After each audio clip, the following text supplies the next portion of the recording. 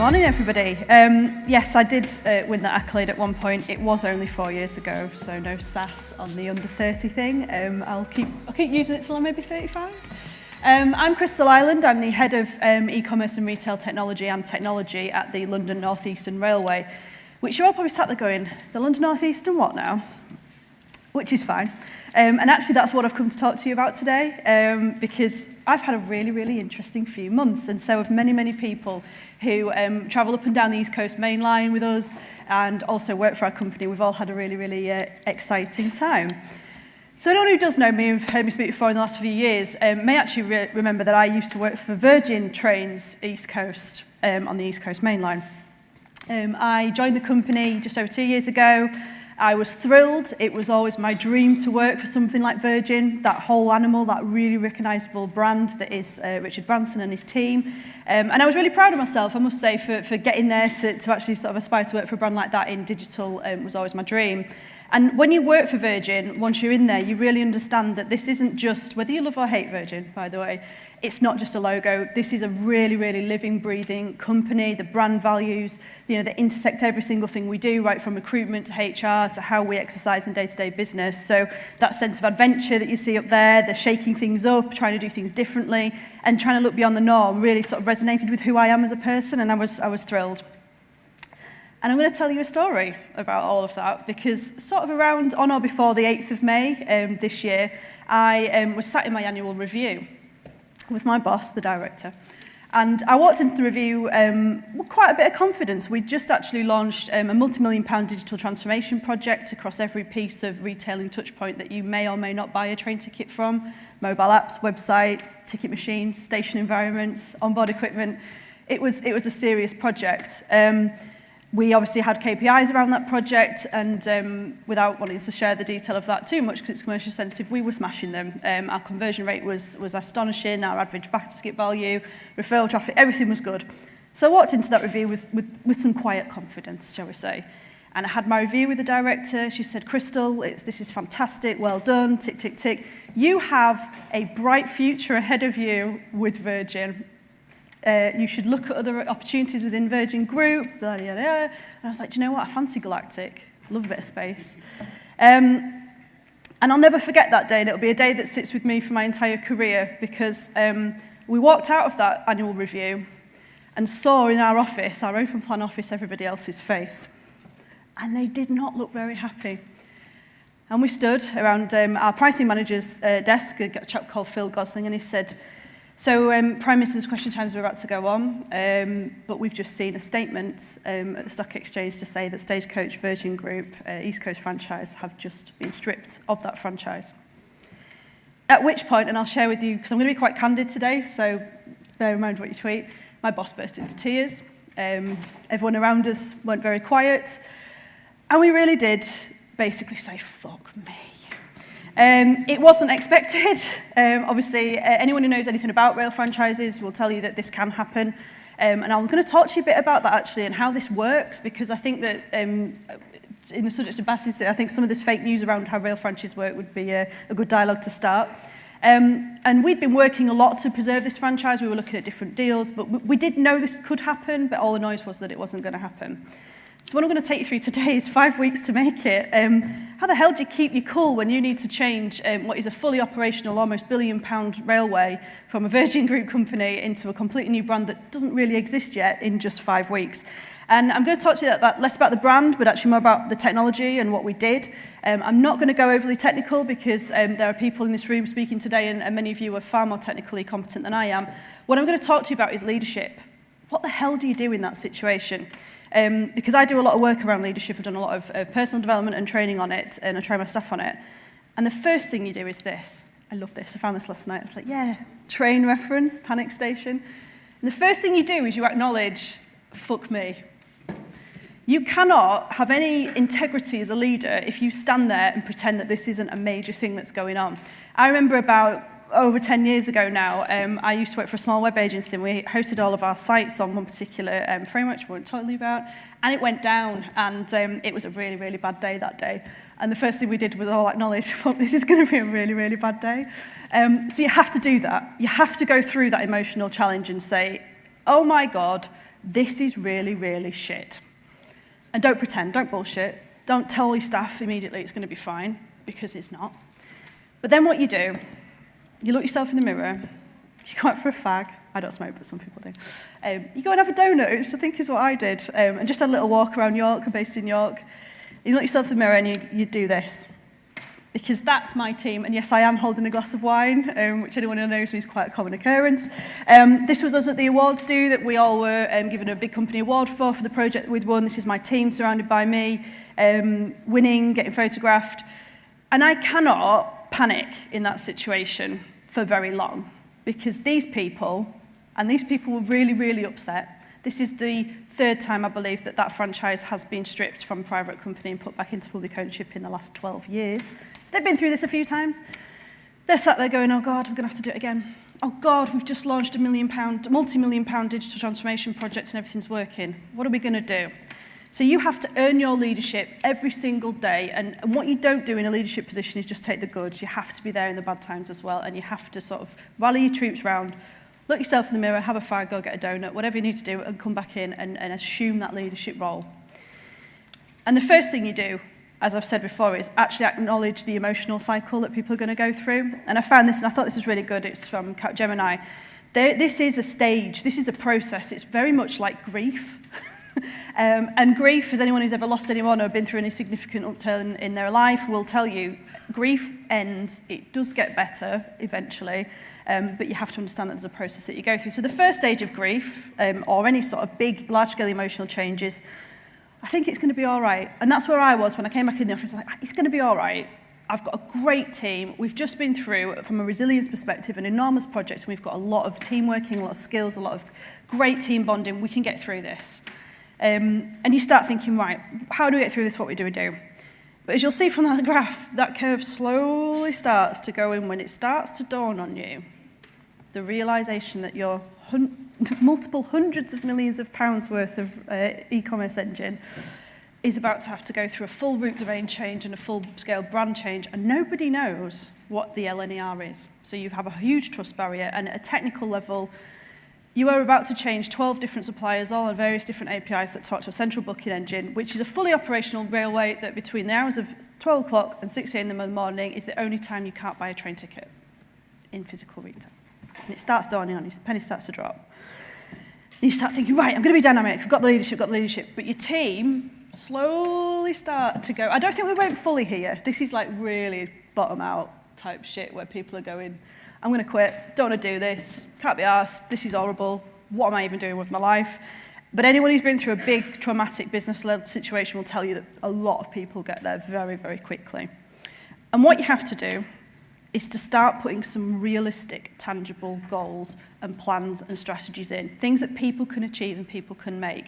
And I'm going to talk you through how we did that very briefly as well throughout the presentation, because that's how you then gain back the confidence. And one of the things I did with my team through the huge transformation project that we did was to remind them of the success that they had through that, to say, guys, can you remember the dark days? Can you remember when the chips were really down and we were having to tell a DFT that this was going to be delayed because of X, Y, Z, and we found a way through it, didn't we? So reminding your team, giving them the confidence in themselves. It's not about me. I'm not sat there going, oh, I can get you through this. I'm telling them about their confidence, their achievements, the things they can do, and let's build this plan together and let's win.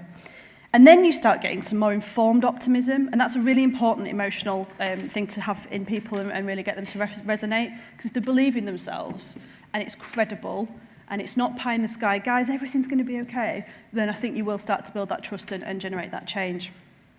And what I'm going to tell you is about these guys. I was trying to find the cheesiest picture of consultants that I could, and I think I succeeded there.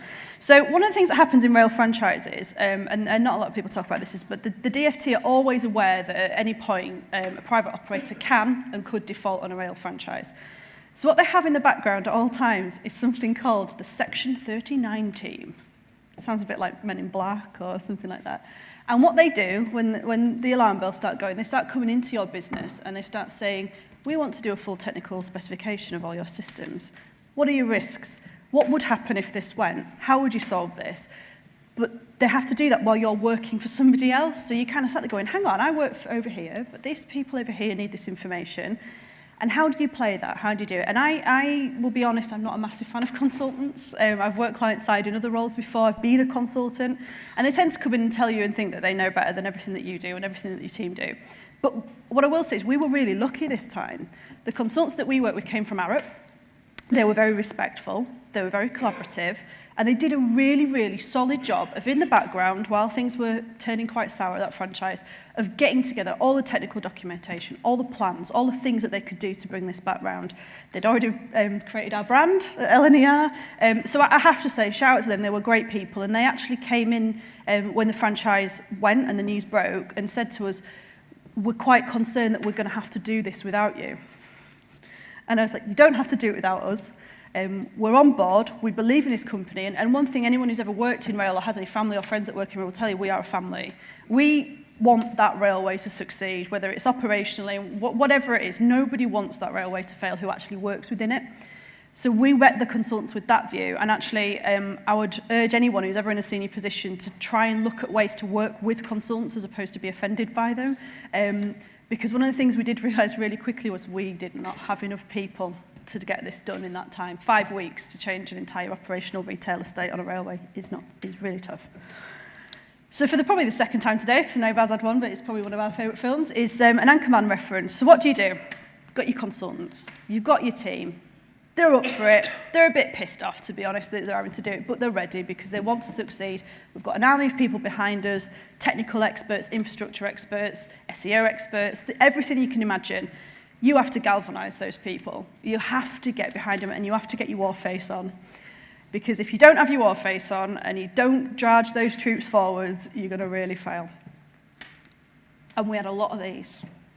Microsoft Project was our best friend. And what I will say today to you is that if anyone ever goes through a process like this and tells you that the answer is agile, they don't know what the fuck they're talking about. The answer is hard, measured, project planning, key milestones, bang, bang, bang. You have 5 weeks. You have not got time to be pissing around with quick release, go. This is major stuff. What this meant for us at a technical level with this change was that, as I said, we had one evening where the entire railway was changing from Virgin Trains East Coast to the LNER. It happened over a Sunday evening. At a technical level, we had to engage 12 different suppliers to help us do that simultaneously over 6 hours, which was really good fun. It wasn't easy. We'd never, ever, at a technical level, done anything that ambitious before. We were always deploying things on set nodes at different technology points. But we had a plan. We planned, we replanned. And one of the things I would say is we actually planned to fail because we thought it might not work. It was so ambitious. And we had to do this. We had to get comfortable with chaos. Now, I'm saying that slightly loosely because it's an operational railway. There was no way we would ever have unsafely run that railway or been in a situation you couldn't buy tickets. But it was really, really serious. And it was quite chaotic. And those days you went home and you were really tired and you were really stressed. And it's acknowledging that your team were going through those emotions as well and how you could come back in the next day and keep going and keep motivating them. And key to that was this tech term, everyone's familiar with it, I'm sure, in the room, but that minimal viable product. We had to have a really serious sit down with high-level people in our business and say, this, on day one, is not going to be perfect. What is our minimal state that we can get to that is acceptable? And for me, as the leader of that team, it was, can people buy tickets? Can people use their existing tickets that they've got? And is everything going to stay up so that when we flick that switch over and we launch this brand new company on the Sunday, are people going to actually be able to travel and be fine? And that everything from that point worked backwards. So some things we gave up on were that our mobile app wasn't rebranded at that time because actually it worked, it was functional, we didn't want to knock anyone's tickets out, so we had to let that go because in 5 weeks we just couldn't make it in time. A few other things we let go were around branding changes, some content stayed, but actually the ambition was that we would get all this done at root domain level and preserve the SEO and the paid search campaigns, everything else would go on very quickly. Other things that you really need if you're going to embark on this, tea. Shit, loads of tea. Cake, I think I put on half a stone. If you couldn't come in my office at any point and not have cake, because we got through on cake and sugar. And when you went home, because obviously we don't drink in the railway, gin. Loads of gin. And And this saying, it's on cards, it's on t-shirts, but if you fail to plan, you plan to fail. And as I said, we actually planned to fail. You have to have a backup plan. So come that Sunday night, what were we going to do if this didn't flick over? What were we going to do? How could I manage those senior stakeholders to say, do you know what, guys? If this isn't fully operational, we're not going. So in the gear up to that night, what we did, we had a dummy run on the Thursday where we did the 12 o'clock deployment to 6 o'clock in the morning, where we ran through all of our test scripts, ran through our deployment schedules, and we fully sort of briefed and went through all the supplies so they knew on D-Day what they were doing. So we did that all through our production environments, not live, so it wasn't in a real environment. And I remember that night, I stayed up again the full 24 hours. And it was a really, really, really stressful night. But what I have to say is I had a fantastic team of people behind me. So I was leading as the deployment. I had the go, no go on this. And this was actually the gift that I sent my boss at 6 a.m. that morning. It's Gene Wilder, it's alive. And we did it, we nailed it, and it's gone live. We've had some really interesting challenges. Obviously, anything at domain level is going to really shoot your SEO. So we worked very close with our agencies to make sure we minimized all of that. It was an entirely perfect storm, though, because at the time that we were transitioning this railway, GDPR hit. We had a massive algorithm update from Google.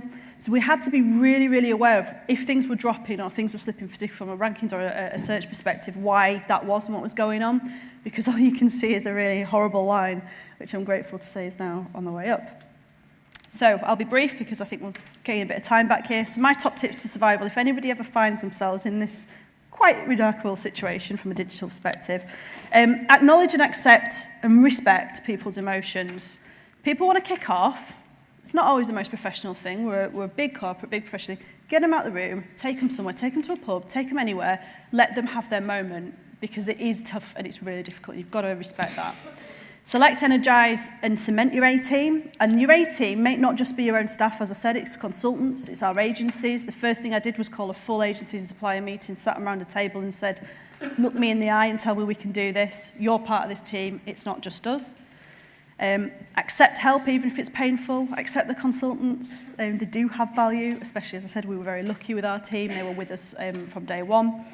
Be clear and consistent on MVP. I'm managing very senior stakeholders, the government, for one, and our internal board. You need to be really clear what your MVP is and manage that fully through. If it changes, communicate it. Keep communicating that, but be consistent as much as you can. Plan and replan, and also plan what happens if you fail, because you might. This might be a sigh of relief for many people in this room, but don't sack your agencies. They were part of our team, and we would not have got through it without our agencies. And I don't know if anyone from Amaze realised in the room, but I sent their CEO a massive brief telling them how fantastic they were. Their developers were on that call. They stayed up with us all night, every night that we did these test runs. They planned it with us. They were highly effective. Some things went wrong, but I went into that situation knowing that it would. And the worst thing you can do in times like this is just knee-jerk reaction, sack everyone, blame you, you didn't do this, you didn't do that. It's not acceptable. They're with you on that journey as much as you make them part of your team. Celebrate success of every opportunity. We had different milestones that we hit. We had loads of team lunches. As I said, there was lots of cake. And obviously afterwards, when everything's great, you know, you celebrate that because people have really pulled out all the stops. And last but not least, remember this: tea, cake, gin. Okay. Thank you.